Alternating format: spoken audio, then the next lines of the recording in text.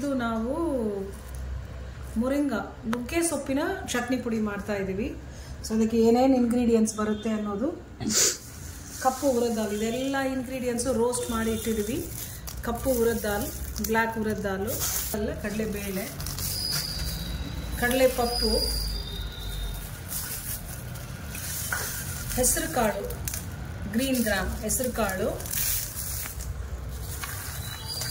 ಕಡಲೆಕಾಯಿ, ಗ್ರೌಂಡ್ನಟ್ ಕಡಲೆಕಾಯಿ, ಬಾದಾಮಿ, ಆಲ್ಮಂಡ್, ಎಳ್ಳು, ಬಿಳಿ ಎಳ್ಳು,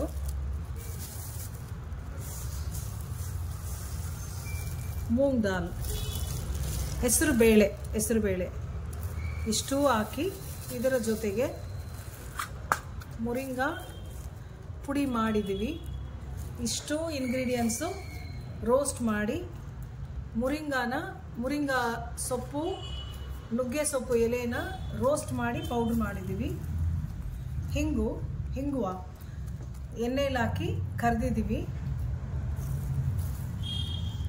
ಉಪ್ಪು, ಕಲ್ಲುಪ್ಪು,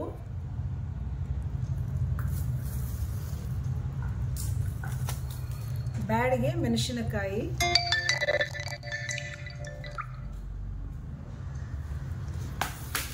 ಅவ்வளோதாங்கம்மா.